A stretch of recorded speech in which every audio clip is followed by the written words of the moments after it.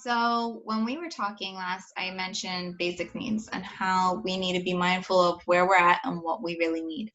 So, I wanted to show you really quick how you get to standards. So, every state has standards that they expect a child to learn by the time they finish a certain grade, be it in preschool all the way through high school.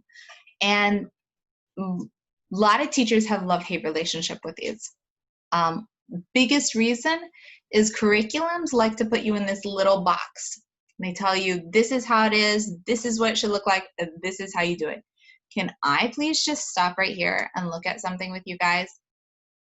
Please, please, please, please allow yourself some creativity as well as realize that one way of doing something doesn't mean that another way of doing it is less valid. Okay, a lot of us learned one system in ways of answering math questions, for example. If you get the right answer and you can explain how you did it, it's the right answer. It shouldn't be something that we have to reinvent and say, no, it goes this way and this is how you have to do it. If that's how rigid we have become in how we present our information, then there's things that are very wrong that we really need to look at and question in how we're doing our education. Because education is meant to be fluid and allow us to hopefully prepare individuals for being successful in the future, a future we don't know yet.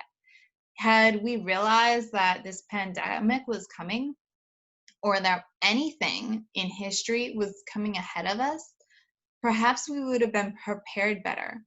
However, had we learned history more efficiently and effectively and listened and learned to all those details, maybe we would be dealing with things now a little better. Anyway, so I just went, I Googled, or search bar, whatever you use, Common Core standards. In the United States, that's what we use in various states. Some states have rejected it. They have a different system altogether. That's fine. Go with what you've got. Look up your state, your country, your area, your standards, and search and see what they have. Okay, most of them have some sort of website system. They'll have what parents should know, missing facts. They'll give you some details about what's going on. And then you can search for different standards. Something I like to do, so it goes by state in your state standards, reading the standards. There's ones for English, there's ones for math.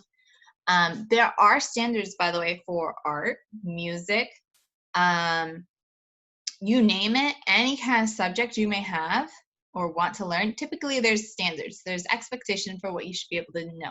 When you get to college, that's called your syllabus. It has what you're expected to learn that year. So I'm going to tab over, and these are Pennsylvania ones. So Pennsylvania is where I'm from. I searched for Pennsylvania standards. This is their website.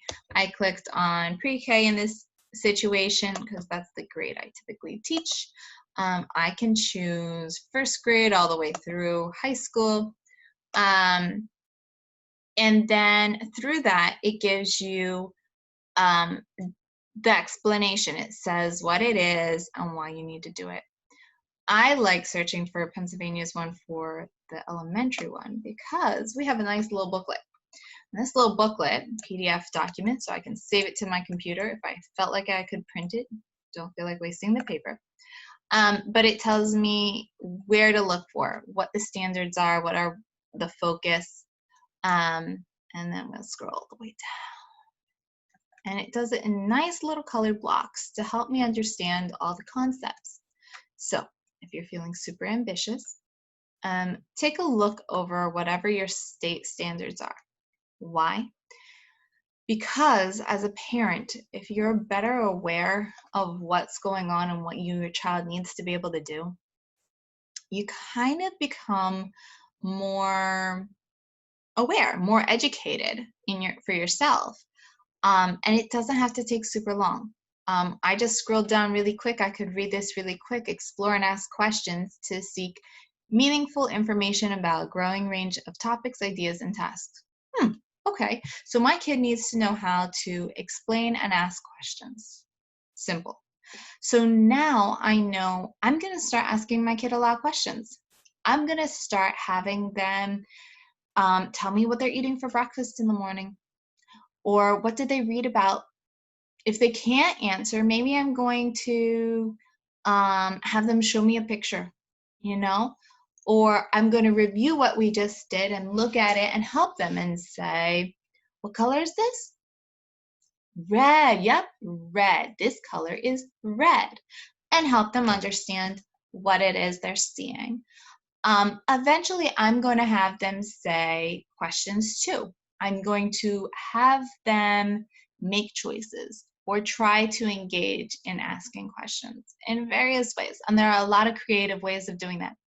Here's the biggest thing I want people to be aware of and remember. Standards are not a box. They are there to help us find steps that we should reach to become more successful in that hierarchy for Maslow's hierarchy of needs.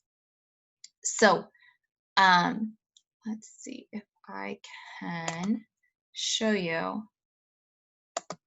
my other slide really quick. I'm going to go through it. Here we go.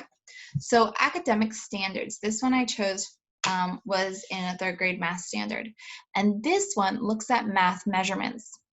And yes, I could do it very systematically, could be very by the book, but I can also meet all of Maslow's hierarchy of needs just through this one standard. Why? Because let me tell you, I can allow a child to feel that they're valued and important. I can give them social skills in this standard. I can make them feel like they've met a very basic need through just this one standard. And that can happen in most of the standards. Why? Because you can make them apply to normal things that happen every day in your life. So if I give this assignment to a family virtually, and I say, cook dinner with your child one of these nights this week, I want you to measure out things and tell or look at what are the measurements. So how many ounces are in your, well, clearly this is paint. I don't have a can of food with me right now, but maybe it's refried beans, or maybe it's, you know, whatever they're making, and value their culture, value their experience with that. I don't care if it's a quick meal, even a fast food restaurant is going to still give you information on that, and you can still look it up. Okay, so how much meat is in a burger online? You know, it will give you that information. You can even ask at a restaurant, what are you using? How much is in this stuff? Look up a recipe as a family, find a recipe in a book and explain it. You know, it doesn't have to be complicated. It doesn't have to be something super intricate or really hard. Simple but meaningful. Everyone needs to eat. And it's a really important skill if you can cook.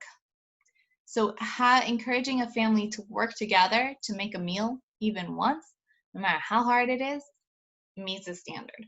Of course, you're going to still talk about it as a teacher or as a parent. You're going to still go through each of these units and what they look like and show examples. This is a gallon jug of milk. This is a gallon. This is what it looks like. Show some other pictures of what other things as a gallon looks like. All those things matter, and you want to understand all of them, but also apply it into a real world, real life, it matters concept. And that will mean more to a child and a family. They'll be more willing and engaged to work with you, as well as for you as a parent, your child's going to be more engaged in listening to what you have to say, because all of a sudden you're providing food in this lesson. Like, hey, this is fun. Something has become more memorable and intentional and meaningful for them, because now it gets remembered in another part of the brain. It's not just your academic part of your brain, your learning process. Now it's come over and it's shifted, and it's both my meaning and my self-value and my family, and it's become more. And the more areas we connect in the brain, the more memorable it is, the more successful kids are. And right now, we want every opportunity and ability for people to be successful.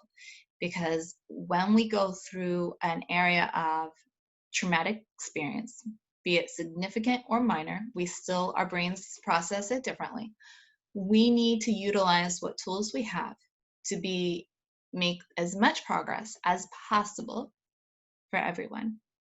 Another quick note, just before I go, letting you know, a lot of states will also have what are called special education standards. Standards that they've broken down to show what they think would also be possible or needed for maybe more like a life skills concept. But I just told you how to use a typical standard in a life skills concept. So keep an open mind and have fun with it. Have a great day.